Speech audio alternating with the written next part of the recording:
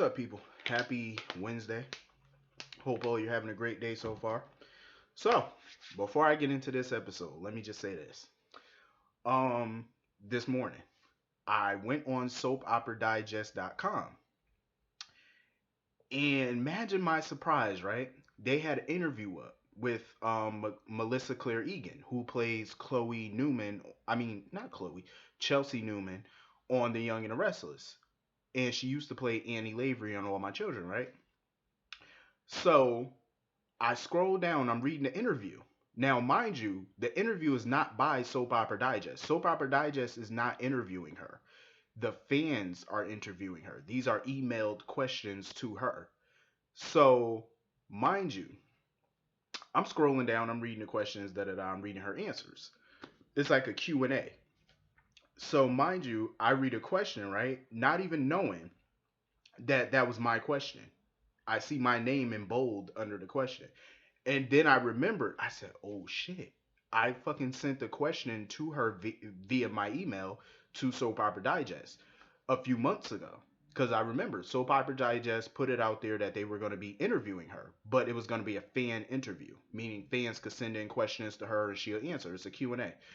So I sent in a question to her and she answered it. And I forgot that I sent it in months ago because it was months ago. So and I forgot that I even did it. So then imagine my surprise when I see my name in bold underneath a question that I asked her. So if you want to see the interview and stuff like that, see the question, see her answers, go to soapoperadigest.com. Um, my question, you'll see my name is Davon B. So when you see Davon B, you'll see my name in the question that I asked her. What question did I ask her? Oh, I asked her what made her get into soap operas and stuff like that. And she basically said that she grew up watching it, as many of us have. So, she loved the art of it, the craft, she loved it. That's what made her kind of want to get into it. But if you want to read the full question, the full answer, then go to soapoperadigest.com and read it. I was souped when I saw that shit. I was like, because I totally forgot that I sent that question in like months ago. I forgot. Um, Speaking of soapoperadigest.com, they have an interview, not an interview, but they have something up about Kirsten Storms, who plays Maxie Jones. She was replying on Instagram to a fan who asked her about her return and why she was not on the show and stuff like that. And she answered the fan and said that she likes to keep her private life private and stuff like that. But the reason she's not on the show is because she suffers from severe depression. That's why she's not currently on the canvas. But she said that she will be back soon on the show. She's feeling much better now, so she'll be back soon. She didn't give a timetable on when, but she said it'd be soon. So, I just want to say, hurry back, Kirsten Storms. Hurry back, Kirsten Storms. We miss you on the show. Um, I can't wait for her to come back. Depression is a serious thing, man. People don't understand that about depression. Like, it's very serious. It's very real.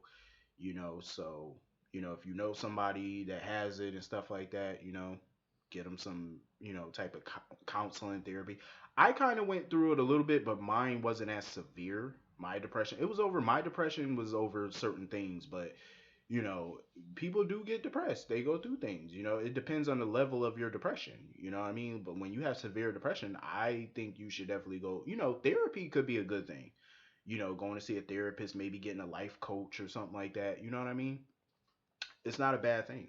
I think some people, when they hear therapy, they just don't want to do it, but it's a good thing. You have somebody outside of your family and friends that can talk to, somebody who's more objective. You know what I mean? Like, maybe that's a good thing that I'd rather go to a person like that because they can see things that family and friends don't want to see because they're too biased. But I'd rather go to a therapist or something. But anyway, so yeah, get well, get back to the show. Can't wait to see you. Moving on with this episode. It was a solid episode today.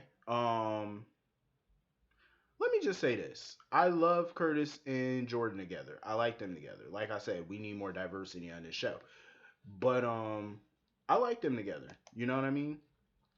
I don't want to see them always in bed and having sex every minute, but I prefer to see them have a good romance. Them going out on dates, Maybe even a double date with Molly and TJ would be fun. You know what I'm saying? Do something fun like that. You know what I mean? Like that's what I want to see out of their relationship.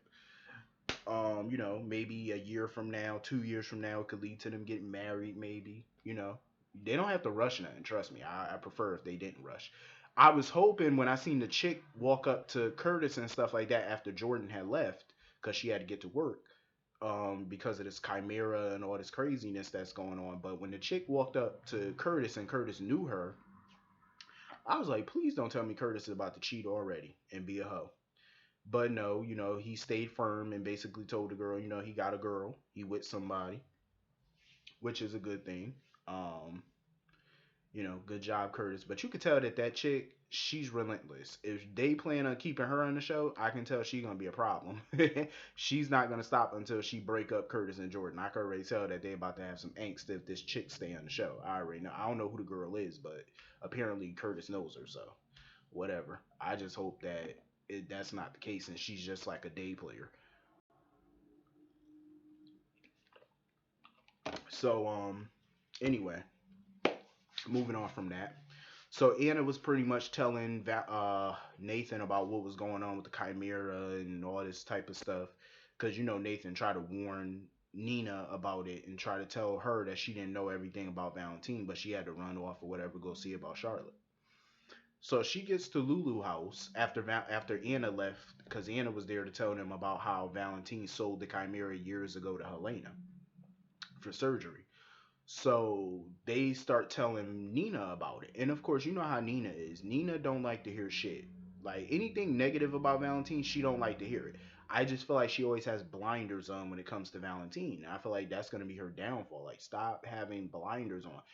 Here's a thing, like this is words that I live by every day. And trust me, I still live by these words. I'ma die living by these words. When someone shows you who they really are, who they truly are, believe them. Valentine already done told her that it was things about his past, shady things about his past. When he tried to tell her, she didn't want to hear it. She cut him off. She didn't want to hear it. This is what makes her dumb. It's like, listen when somebody's trying to tell you something. You know what I mean?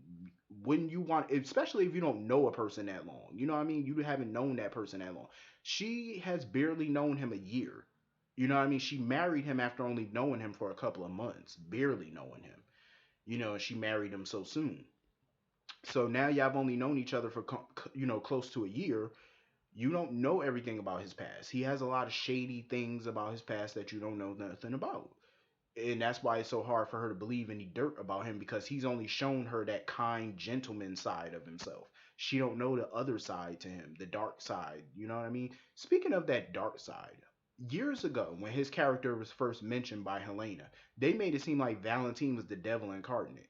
But fast forward when he comes on the show in 2016, it's the polar opposite. I don't see danger with him. I don't see this criminally insane Cassadine who's hell bent on revenge. I don't see what's so dangerous about Valentine.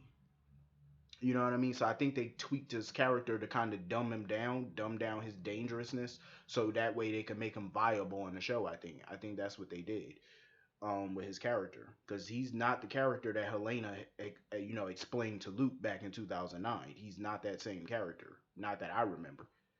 She made him seem more diabolical. Now he just seems like a wimp in a way, a stuttering wimp. But anyway, Dante was in the interrogation room talking to Carly and Sonny, getting their statement about Ava. The whole time Dante was talking to them, it sounded like he was trying to accuse them of something. Attempted murder, basically, of Ava. If I was Dante, like any other, if I was a cop, period, or a person, period, like just a general person who didn't work in the police department, I would be looking at them with a side eye as well. Because Carly and Sonny are known for covering shit up. They're not known for telling the full truth about anything. And if you know the history between Ava, Sonny, and Carly, then you would know to question everything that happened with them. Because the only three people that know what happened in that warehouse are Sonny, Carly, and Ava, and the viewers. So we all know what happened. Sonny and Carly are basically telling the truth about what happened in that warehouse. But of course, Dante don't believe it, as he shouldn't. You only got those two telling you what happened, and we all know Sonny and Carly hate Ava, so they're liable to say anything. You know what I mean? Like, who wouldn't question it? I would. If I wasn't there, I would question it. You know what I mean? Because Ava obviously can't tell her story. She's incapacitated right now. She's in critical condition in a fucking burn unit. So obviously she can't, speak her piece.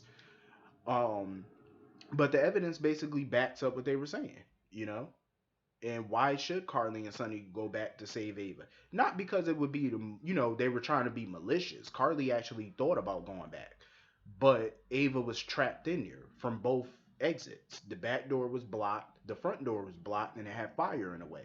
There was no way for Sonny and Carly to get in there to help her anyway. There was no way. They had to wait for backup to come. They had to wait for the firefighters to come and stuff like that because they have the equipment to get her out of there. Sonny and Carly don't. So how would they have been of use? You know what I mean? So, and they had to get the hell out of there. They could have passed out. You know what I mean? All that smoke and stuff, inhaling all that smoke and shit, they could have passed the fuck out themselves and would have been burned up too. So they had to get the hell out of there. So I don't think any charges are going to be filed against them for that. Dante basically told them they're free to go home, whatever. At this point with this Lulu situation, also, I feel like Lulu should. I don't know if she should get full custody because Charlotte still has a major bond with her father, but I definitely think joint custody should be where they should go with this. I definitely think so. I just like how Lulu's keeping her cool and stuff like that. You know what I mean? She's been definitely stepping it up. um Kiki, I felt bad for Kiki when she found out her mother was in the burn unit and then found out her mother switched those pills from Morgan. Like, it devastated her. Haley Aaron definitely showed off her emotional acting chops today when she was crying and stuff like that. It was funny to me because she cried more about what her mother did to Morgan than her mother actually being in the burn unit. Like, she was really crying about that. Like, I loved it because it definitely showed off Haley Aaron's acting abilities. And I definitely think she's a good actress, Definitely. She's definitely a top notch, you know. I felt bad for Ava because no matter how bad your parent may seem to the rest of the world, they're still your parent. You always want to believe the good in them. Why like look at Michael. He always wanted to believe the good in AJ. He always wanted to believe the good in Sonny and Carly, knowing their history and stuff like that. He always wanted to believe the good in Sonny.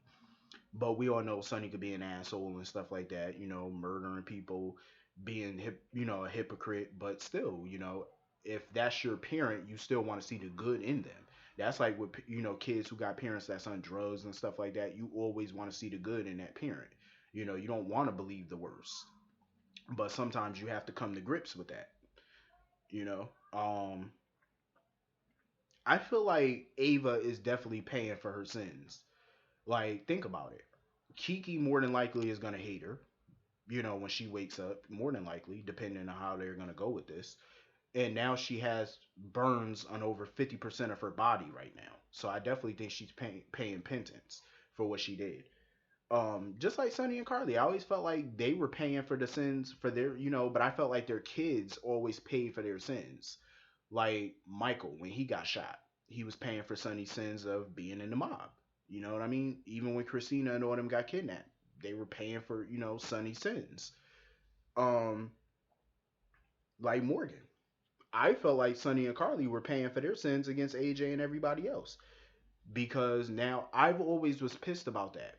About the writers and stuff killing off the Quartermains, but Sonny's family always stayed intact. He always had all of his kids, a grandson now. I just felt like, when are they gonna lose somebody? And they finally lost somebody. So I feel like they're finally paying it forward. Um, because you people gotta remember, Sonny didn't just screw with Monica's kids. She also fucked with He also fucked with Scott Baldwin's daughter. Remember, he got Scott Baldwin's daughter hooked on drugs and then had her stripping. Like, seriously, he never apologized to Scott for that. He never showed any remorse for it. Nothing.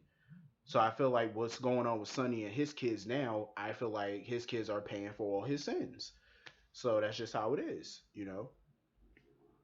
Um, So now basically Anna told Valentine that he's going to be charged with treason for stealing the Chimera and selling it to Helena. So he's going to be arrested and charged for that. So who knows what's going on with that mess. Um, Overall, today's show was solid. It was a pretty solid episode. I can't wait really for tomorrow because I feel like tomorrow is going to be a major. not a major, but I feel like tomorrow we're definitely gonna finally get Alexis and Diane and different characters and get away from all this toxic mess, which is a good thing. But anyway, if I forgot to talk about something, let me know. It was a pretty solid episode. It wasn't really much to go over. But I hope all of you have a great day. Hit that like button, hit that subscribe button, hit them comment buttons, and I will see you all tomorrow. Have a great day. See you all tomorrow.